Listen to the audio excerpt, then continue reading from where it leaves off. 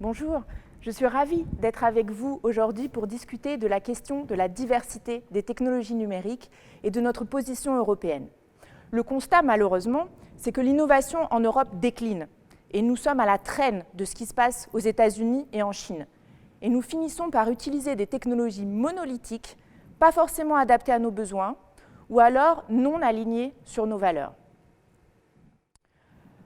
Or, on se rend compte, d'autant plus depuis le début de la crise liée au coronavirus, que les technologies numériques sont essentielles pour maintenir la vie économique et sociale. Ces technologies numériques, comme vous le voyez là, ont envahi tous les aspects de notre vie quotidienne.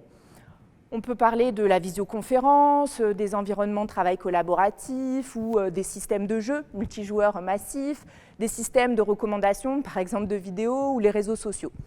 Et puis, c'est bien sûr aussi le cas pour des domaines plus traditionnels tels que la santé, l'éducation, l'industrie. Les technologies sont partout et sont indispensables. Et quand je dis que ces technologies numériques dont nous disposons sont monolithiques et qu'elles ne correspondent pas forcément à nos besoins, je peux citer par exemple les personnels soignants de ville qui se sont trouvés complètement démunis pendant la pandémie, malgré tous les outils qui sont à leur disposition. Donc à Troyes, par exemple, ils m'ont raconté qu'ils avaient besoin, pendant cette pandémie, de coopérer avec des équipes qui changeaient tout le temps, rapidement, que ça soit simple, et tout ça, ce n'était pas pris en charge par les outils actuels. Et ils ont fini, pour beaucoup d'entre eux, par utiliser WhatsApp, ce qui, pour le coup, en termes de protection des données et de confidentialité, est loin d'être l'idéal. Et il y a aussi eu, pendant cette pandémie, des plateformes mises en place pour organiser toutes les initiatives. Un des exemples les plus marquants que j'ai vus et dont on m'a parlé, c'est celui conduit à Timișoara, en Roumanie. Là-bas, en fait, un groupe de volontaires et d'ONG ont créé la plateforme que vous voyez là, Anti-Covid TM.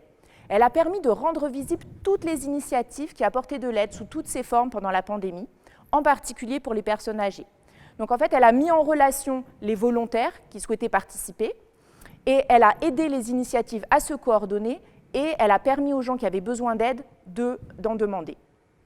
Par ailleurs, quand je dis que nous utilisons des technologies monolithiques qui ne sont pas forcément alignées sur nos valeurs, en fait, je pense en particulier au nombre de plus en plus important de communautés locales, d'associations qui agissent au sein des quartiers, des villages, et qui cherchent à avoir un impact positif sur la société en redynamisant des quartiers, en créant des emplois, en évitant le gaspillage, en privilégiant les circuits courts entre producteurs et consommateurs.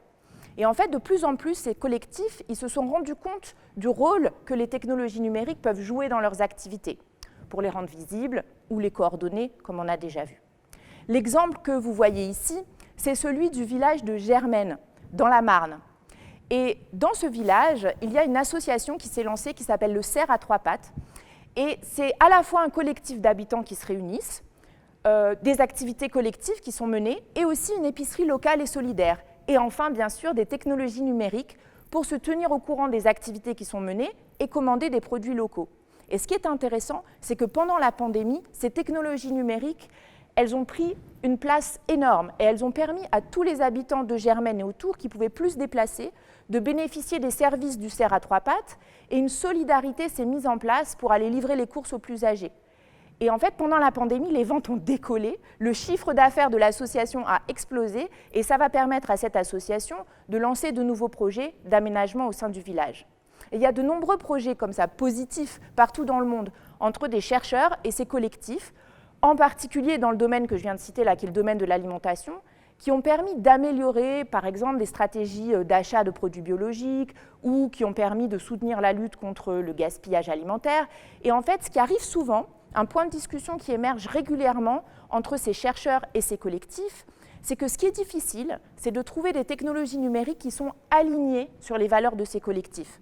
En fait, finalement, comment est-ce que, d'une part, on peut militer contre le gaspillage, la consommation à outrance, et puis d'autre part, finir par utiliser des plateformes numériques que je ne citerai pas, mais produites par la Silicon Valley, qui sont à 1000 lieues de ces valeurs. Et ces plateformes s'intéressent à, finalement, utiliser les données et les revendre. Et il y a déjà eu des résultats intéressants de propositions de plateformes numériques originales, comme par exemple l'initiative des logiciels open source pour gérer les exploitations agricoles, comme ce que vous voyez là, FarmOS, ou des ressources mises en commun par le réseau Open Food. Mais on peut aller plus loin encore dans cette relation entre la conception de technologies numériques en accord avec les valeurs des citoyens. Pour y arriver, en fait, des initiatives politiques comme la démarche européenne en matière de transformation numérique, c'est essentiel. Et pour reprendre les mots de Thierry Breton, qui est quand même, il faut le rappeler, le premier président du conseil d'administration de l'UTT et qui est, depuis le 1er décembre 2019, le commissaire européen au marché intérieur, en charge en particulier de renforcer la souveraineté technologique de l'Europe, l'Europe, en tant que continent, doit faire en sorte que ses citoyens et ses entreprises aient accès à un éventail de technologies dernier cri qui rendront leur vie meilleure, plus sûre et même plus écologique, à condition qu'ils disposent aussi des compétences pour les utiliser. C'est ainsi que nous façonnerons ensemble une Europe résiliente et souveraine sur le plan numérique dans le monde post-pandémie. C'est cela, la décennie numérique de l'Europe. Et ça, c'est un discours du 9 mars 2021. Ce discours, il s'intègre en fait dans la stratégie de transformation numérique qui a été dévoilée par la Commission européenne en février 2020. Dans cette stratégie, la Commission a indiqué ses idées et ses mesures pour une transformation numérique profitable à tous, reflétant le meilleur de ce que l'Europe offre, c'est-à-dire l'ouverture, l'équité, la diversité, la démocratie et bien sûr la confiance. Cette stratégie, en fait, elle présente une société européenne qui serait soutenue par des solutions numériques, mais des solutions numériques, pas n'importe lesquelles, des solutions qui placent les citoyens au premier plan, qui ouvrent de nouvelles perspectives aux entreprises, mais aussi qui encouragent le développement de technologies fiables. Et tout ça pourquoi ? Pour promouvoir une société ouverte et démocratique et une économie dynamique et durable. Alors, la question finalement, c'est que l'Europe, elle souhaite tirer parti de sa longue histoire en termes de technologie, de recherche, d'innovation et d'ingéniosité, et de sa solide protection des droits et des valeurs fondamentales des citoyens. Mais comment arriver à faire cela ?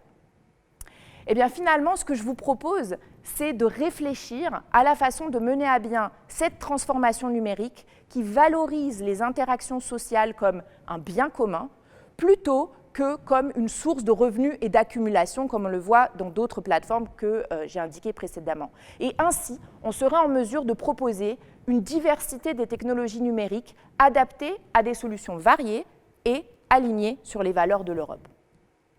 En fait, il s'agit là d'une réflexion radicale en informatique. Il s'agit de ne plus se focaliser uniquement sur les aspects matériels et logiciels de l'informatique, mais de prendre en compte le contexte dans lequel les technologies numériques sont utilisées. Donc prendre en compte les enjeux humains, les enjeux sociaux, les enjeux organisationnels quand on conçoit ces technologies. Donc finalement, dit autrement, il s'agit de passer d'une approche purement technique de l'informatique à une approche qui considère les activités humaines comme étant une préoccupation centrale quand on veut concevoir les technologies numériques. Et donc, ce que je défends ici, finalement, c'est que si on veut relever ce défi d'une ambition technologique pour l'Europe, il faut se doter d'une approche de conception des technologies numériques qui soit centrée sur les pratiques. Et en fait, cette approche de conception, elle existe depuis plus de 30 ans. Elle a été conceptuée par les chercheurs d'un domaine qui s'appelle en anglais le CSCW, Computer Supported Cooperative Work, ou en français, travail coopératif assisté par ordinateur. Et ce domaine, il a émergé en fait simultanément au milieu des années 80 dans des centres de recherche en Europe et dans des centres de recherche aux États-Unis, essentiellement des centres de recherche industriels comme Xerox et IBM, puis ensuite Microsoft. Et il y a 10 ans maintenant, avec un ensemble de chercheurs et d'entreprises basées en Europe, nous avons décidé de rendre ce domaine plus visible en Europe, parce qu'il ne nous semblait pas assez visible. Et on a décidé de le rendre plus visible auprès des étudiants, des chercheurs, des entreprises et aussi des institutions européennes, en créant l'association européenne, enfin on pourrait dire internationale mais basée en Europe, EUCET.